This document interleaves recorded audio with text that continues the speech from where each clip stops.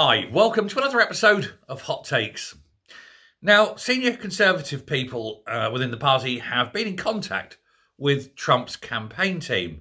And they say that when, not if, when Trump wins the election in 9 days' time, he will, it is claimed, unleash all-out war against the Labour Party and Keir Starmer in particular over his electoral interference in the United States presidential elections.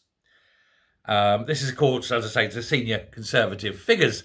Now, the Tory party sources have revealed that the Labour Party's attempted, it's not even alleged, it's attempted interference in the political process, which is illegal now. We know now that it is actually illegal. They have broke the law because Morgan McSweeney was actually paid to go to the States and did offer advice and assistance to the Kamala Harris campaign team.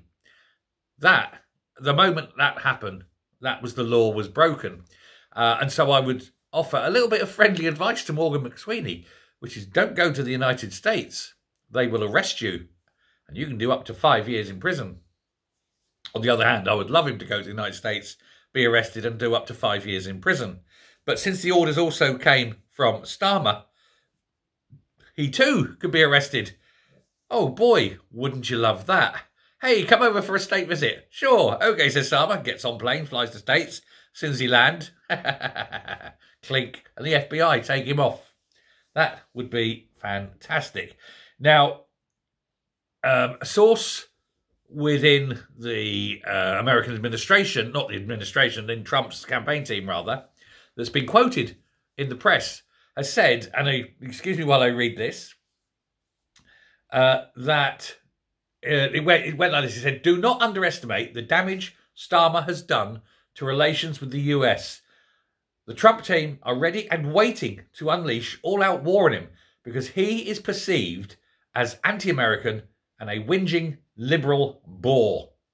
I've got worse things to say about him than that. I think they're being most generous in their descriptions.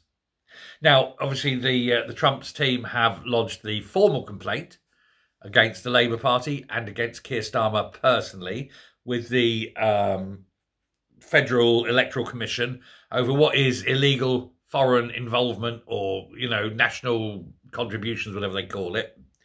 Basically, a foreign state interfering in electoral, doings in the States. And this was partially because of Sophia Patel asking for 100 people to go across.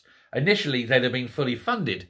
Turns out that would have been incredibly an act of war, almost, technically.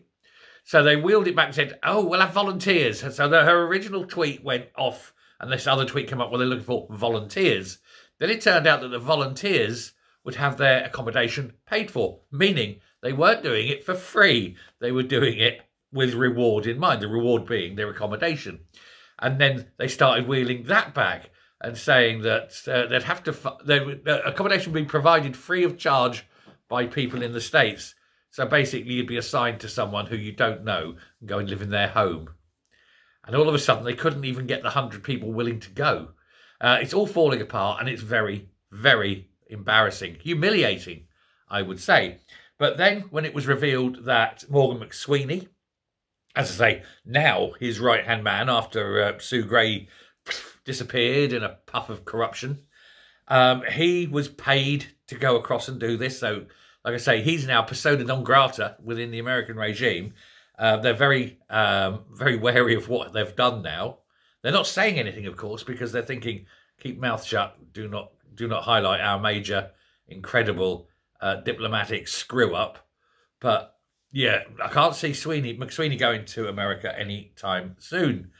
Now, this whole debacle has been caused because Starmer thinks he's important.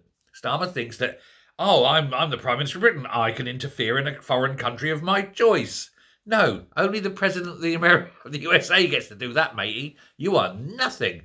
250 years ago, when we still owned the States, sure, the colonies would have been doing as they were told.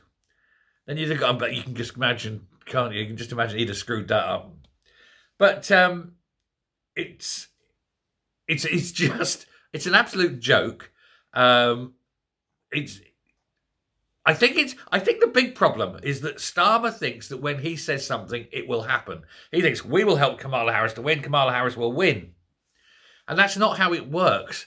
And indeed, Kamala Harris's team have subsequently come out and kind of said, actually, would you kindly FRO, because you are damaging us. You are damaging our party by having the Brits coming over, and acting like this. It's alienating even her own side who don't like it. Now, it's not as though they've got anything particularly against Britain per se, but when it comes to British politics interfering in the United States, well, let's just say there's a history and they don't like it, Hey, come over, Brits, spend money, be friends. Oh, no problem at all. Come to Miami, go to that. No, absolutely fine. But come over here and interfere in our electoral process. Come in here and start telling us what to do and changing what the grand, United States of America's own people can do. No. Think the ride of Paul Revere, And don't forget, when it comes to it, they've got more guns. So don't screw with them. Anyway, if you look at the polling, it's about level on the polling. In some polls actually have Kamala very slightly ahead, but you can more or less ignore them. The betting, which is usually far more correct, where the bookies go, has Trump massively ahead. And if everyone's backing Trump in terms of physical cash, then it's going to be Trump. Wall Street have come out and said they are expecting Trump to win. They're holding on things. They're just saying they're waiting for the Trump boom because they know the moment Trump wins, the stock market in America is going to go up. If Kamala Harris wins, the stock market in America will crash. That's the expectation on Wall Street. And I trust them far more than I trust some polling company. Meanwhile, of course, he's still pissed off out there in Samoa. He's probably on his way back now, tail between his legs, and coming back and wondering how he's going to appear on television and tell the people of this country how he's agreed to pay £200 billion in reparations.